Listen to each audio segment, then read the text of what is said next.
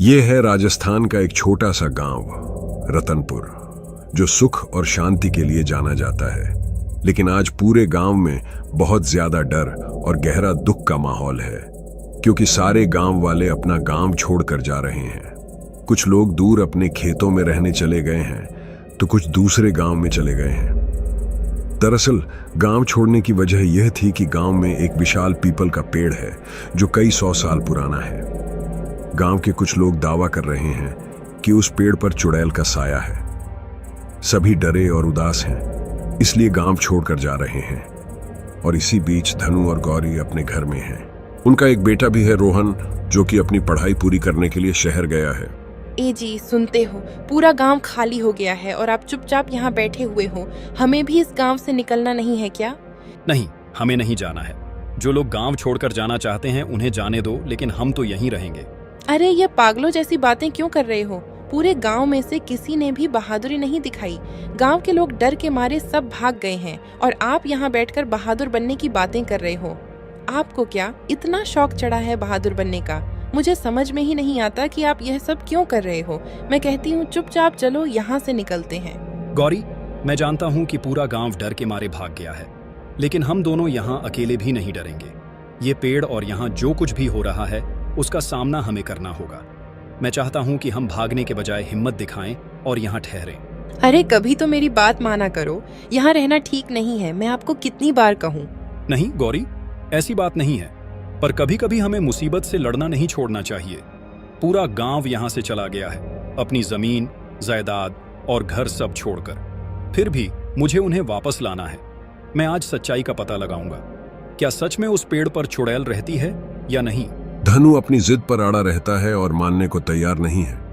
वहीं बाहर कुछ धनु के दोस्त आपस में बातें कर रहे होते हैं। अरे रघु, तू तो अब तक यहीं खड़ा है। मैंने तुझे कहा था कि धनु को बुला कर ला, पर तू अभी तक उसके घर क्यों नहीं गया? अरे घनश्याम, वह नहीं आएगा, मुझे पता है। मैंने शाम को उससे पूछा था कि हरिपुर आ रहा है या नहीं, तो उसने कहा कि मैं तो कहीं नहीं जाऊंगा, यहीं रहूंगा। वह कह रहा था कि मैं ऐसी चुड़ैल से डरता नहीं हूं। ये फालतू की बकवास बातें मुझे डरा नहीं सकती। ये तो बस गांव वालों की अफवाह है। ऐसा कहकर मेरी बातों को अनदेखा कर दिया धनु ने। अरे ये धनु बिना ऐसी भूत प्रेत वाली बातों पर कभी यकीन नहीं करता। पर सच बताऊं, मैंने खुद देखा है, वरना मैं भी कभी यकीन नहीं करता कि उस पीपल के पेड़ पर चुड़ैल रहती है। मैं खुद कल देर रात खेत से लौट रहा था, तब अपनी आंखों से उसे पीपल के चारों ओर चक्कर लगाते हुए देखा। मेरी रूह कांप गई। पर घनश्याम, हम क्या कर सकते हैं? अब वह हमारी बात ही नहीं मान रहा, तो फिर हमें यहाँ से निकलना चाहिए। उसे सच्चाई का पता चलेगा, तब वह भी चला आएगा, पर हमें यहाँ से निकलना चाहिए। हाँ, तू सही कह रहा है। चल, अब हम यहीं से निकलते हैं। धनु के दोस्त भी धीरे धीरे गांव छोड़कर जाने लगे। रात और गहरी होती जा रही थी। काला अंधेरा पूरे गांव को अपने आगोश में ले चुका था। अब गांव सुनसान पड़ा था। वहां सिर्फ धनु और गौरी ही रह गए थे। साथ ही मुखिया भी था, लेकिन वह भी मन ही मन डर चुका था। इसी डर के कारण उसने अपने खेत वाले मकान में रहना शुरू कर दिया था। मुखिया बहुत चिंतित था। उसके मन में बार बार यही विचार उठ रहे थे कि आखिर गांव वालों की मदद किस तरह की जाए और उस चुड़ैल को भगाने का उपाय कैसे निकाला जाए। उधर धनु का बेटा रोहन शहर से रिक्शा में बैठकर लौट रहा था। उसके साथ एक लड़की भी थी जो उसकी खास दोस्त थी और जिससे वह शादी करना चाहता था। दोनों साथ मिलकर रतनपुर गांव जाने के लिए निकले थे। रोहन मन ही मन बहुत खुश था। उसे लग रहा था कि गांव पहुंचकर मम्मी पापा को अचानक सरप्राइज दूंगा। वह यह खुशी की खबर फोन पर नहीं, बल्कि आमने सामने ही उन्हें बताना चाहता था। रास्ते भर दोनों आपस में बातें कर रहे थे और हंसी खुशी गांव की ओर बढ़ रहे थे। अरे राहुल, तुम बता सकते हो कि तुम्हारा गांव कैसा है? मतलब वहाँ लोग किस तरह रहते हैं और क्या काम करते हैं? हाँ, हमारा गांव बहुत ही प्यारा है। चारों तरफ खेत खलिहान है, जहाँ लोग मेहनत करके खेती करते हैं। सुबह सुबह जब सूरज उगता है ना, तो पूरा गांव सुनहरी रोशनी में नहाया हुआ लगता है। वाह! और लोग कैसे रहते हैं वहाँ? गांव के लोग बहुत सीधे साधे और मिलनसार हैं। सब एक दूसरे की मदद करते हैं। कोई भी अकेला नहीं रहता। सब मिलजुल कर त्योहार मनाते हैं। तभी रिक्शा चलाने वाला आदमी ठंडी आवाज में कहता है, अरे लड़के, शायद तुझे पता नहीं कि आजकल रतनपुर में क्या हो रहा है। वरना तू इस गांव में आने का सोचता भी नहीं। और हाँ, मैं गांव तक नहीं आऊँगा, मैं तो सिर्फ यही तालाब के पास में छोड़ दूंगा। वहाँ से चलकर अपने गांव में चले जाना। अरे अंकल, आप ऐसा क्यों कह रहे हो? रतनपुर में क्या है? मैं तो कई साल वहाँ रहा हूँ, मुझे तो कभी कुछ अजीब नहीं लगा। अगर आपको कुछ पता हो तो बताइए। अरे, पिछले कुछ दिनों से गांव वालों का मानना है कि उस विशाल पीपल के पेड़ में एक चुड़ैल रहती है जो रात को उसके चारों ओर चक्कर लगाती है। इसी वजह से सारे गांव वाले बहुत डर गए हैं। मुझे तो आज ही पता चला कि कई लोग तो गांव छोड़कर जा भी चुके हैं। पता नहीं अब वहाँ कोई होगा या नहीं, पर हाँ, मैं तुम्हें बता दूँ, अभी रतनपुर गांव जाना बिल्कुल ठीक नहीं है। तुम कहो तो मैं अभी यहीं से रिक्शा मोड़ दूँ। अरे नहीं नहीं अंकल, मैं ऐसी बातों पर बिल्कुल विश्वास नहीं करता हूँ। ये जरूर किसी की उड़ाई हुई अफवाह होगी। बाकी मुझे तो इस बारे में बिल्कुल भी पता नहीं था, और सच कहूँ तो मुझे नहीं लगता कि ऐसा कुछ होता है। मतलब पीपल के पेड़ में भूत, ये तो बड़ी अजीब बात है। मैं तो नहीं मानता। अच्छा, तो तू नहीं मानता? ठीक है, कोई बात नहीं, मैं तुम्हें तालाब के पास छोड़ दूंगा। तुम वहीं से अपने गांव की ओर निकल जाना। मैं तो बिल्कुल भी आना नहीं चाहता रतनपुर गांव में। अच्छा ठीक है अंकल, अगर आप रतनपुर आना नहीं चाहते तो कोई बात नहीं। हमें हमारे गांव के तालाब के पास छोड़ दीजिए, हम वहां से पैदल चले जाएंगे। लेकिन रिया शहर की लड़की थी, इसलिए ऐसी बातें सुनकर ही उसके मन में डर समा गया। वह धीरे से रोहन से बोली, रोहन, ये अंकल जो कह रहे हैं कहीं सच तो नहीं है ना? अगर ऐसा कुछ हुआ तो हम क्या करेंगे? मुझे बहुत डर लग रहा है। अरे नहीं, ऐसी कोई बात नहीं है। बस काली अंधेरी रात है और कोई दूसरा रिक्शा वाला भी नहीं मिलेगा, इसलिए वे हमें डराकर ज्यादा पैसे मांगने का तरीका आजमा रहे हैं। अगर हम डर गए और उनकी बातों में आ गए और कहा कि हमें गांव तक छोड़ दो, हमें बहुत डर लग रहा है, तो वे कहेंगे ठीक है मैं तुम्हें छोड़ दूंगा पर पैसे डबल होंगे। ये बस उनका दुगना पैसे लेने का तरीका है और कुछ भी नहीं। तालाब हमारे गांव के पास ही है, हम वहीं उतरकर पैदल चल देंगे। रोहन उस रिक्शा वाले की बात नहीं मानता और गांव जाने की अपनी जिद पर अड़ा रहता है। अब धीरे धीरे रात और गहरी होती जा रही थी।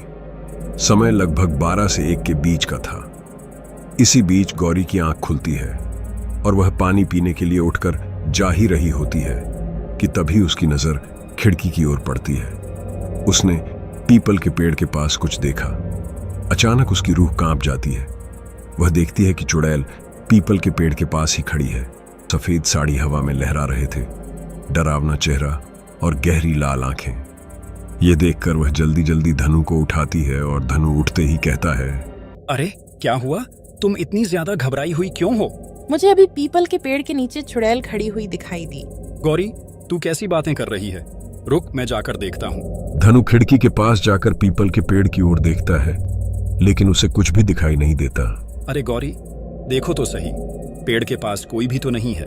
हाँ, अभी तो कोई नहीं है, लेकिन थोड़ी देर पहले मैंने देखा था कि वह चुड़ैल पीपल के पेड़ के नीचे ही खड़ी थी। अरे गौरी, तू बिना वजह चुड़ैल वगैरह की बातें याद करके अपने मन में डर बना रही है। ज्यादा मत सोच, चुपचाप सो जा। ऐसा कुछ भी नहीं होता। तू फालतू चिंता मत कर, ठीक है? अब सो जा। धनु नहीं मानता और वापस सोने के लिए चला जाता है। कुछ समय बाद आसमान में काले बादल छा जाते हैं और हल्की हल्की बारिश शुरू हो जाती है। पर थोड़ी ही देर में गौरी के मन में विचार आता है कि एक बार फिर जाकर देखूं। वह उठकर खिड़की के पास जाती है और देखती है कि वही चुड़ैल फिर से पीपल के पेड़ के नीचे खड़ी है। उसको यकीन नहीं होता, इसलिए वह ध्यान से चुड़ैल को देखने लगती है। सोचती है कहीं यह उसका वहम तो नहीं, पर सच में यह उसका वहम नहीं है, बल्कि एक सफेद साड़ी वाली चुड़ैल होती है। गौरी वहां से भागती हुई धनु के पास जाती है। अरे गौरी, अब तुमने मुझे फिर से क्यों जगा दिया? अब क्या हुआ तुम्हें फिर से? अरे मैं कह रही थी ना कि पीपल के पास चुड़ैल खड़ी थी। मैंने अभी फिर से देखा, वह सच में वहीं खड़ी है। अरे गौरी, मैंने तुम्हें कितनी बार कहा है कि यह सब तुम्हारे मन का भ्रम है, ऐसा कुछ भी नहीं होता। लेकिन फिर भी तुम्हारी तसल्ली के लिए मैं एक बार फिर जाकर देख लेता हूँ। धनु खिड़की के पास जाता है और देखता है कि पीपल के पेड़ के नीचे सच में चुड़ैल खड़ी है। वह जरा भी नहीं डरता और उसकी ओर देखता रहता है। कुछ देर बाद वह गौरी से कहता है, अरे गौरी, ये सच में चुड़ैल ही है। तू यहीं रुक, मैं बाहर जाकर देख कर आता हूँ। नहीं, आप कहीं नहीं जाओगे। अगर आपको कुछ हुआ तो मैं खुद को कभी माफ नहीं कर पाऊंगी। और वैसे भी वह चुड़ैल है, कोई चोर या डाकू नहीं जिसे आप लड़कर हरा सकें। अरे तू डर मत, मैं तुरंत वापस आ जाऊंगा। धनु गौरी की बातों को नजरअंदाज करते हुए धीरे धीरे घर से बाहर निकल पड़ा। उधर गौरी खिड़की के पास खड़ी थी। उसका चेहरा डर से सफेद पड़ चुका था। उसकी आंखें बार बार धनु को देख रही थीं, जो कदम दर कदम उस पुराने पीपल के पेड़ की ओर बढ़ रहा था जहां पर चुड़ैल खड़ी थी। धनु जैसे जैसे पेड़ के करीब पहुंचा, वातावरण और भी भयावह होता गया। अचानक वह चुड़ैल झटके से पेड़ के ऊपर की ओर खींच गई, मानो हवा में ही गायब हो गई हो। कुछ ही क्षण बाद एक अदृश्य ताकत ने धनु को भी खींच लिया। उसका शरीर पेड़ की ओर तेजी से गया और देखते ही देखते वह भी ऊपर चला गया। यह सब देखकर गौरी के पैरों तले जमीन खिसक गई। डर के मारे उसका सिर चकराया और वह बेहोश होकर वहीं जमीन पर गिर पड़ी। इधर रिक्शा वाला रोहन और रिया को गांव के तालाब के पास ही उतार कर चला गया। दोनों भीगते भीगते धीरे धीरे अपने गांव की ओर बढ़ रहे थे। बारिश की रिमझिम और ठंडी पवन के झोंके उनके कपड़ों को भिगो चुके थे। पैरों के नीचे कीचड़ था, रास्ता फिसलन भरा और सुनसान। कुछ समय बाद वह रतनपुर गांव में पहुंच जाते हैं, लेकिन गांव में कुछ माहौल अलग था। घरों में लाइट भी नहीं थी और सिर्फ पेड़ों की परछाइयां और दूर तक फैली अंधेरी गलियां दिखाई दे रही थी। रोहन, ये गांव इतना सुनसान क्यों लग रहा है? चारों ओर सन्नाटा, न किसी घर में से लाइट की आती हुई रोशनी।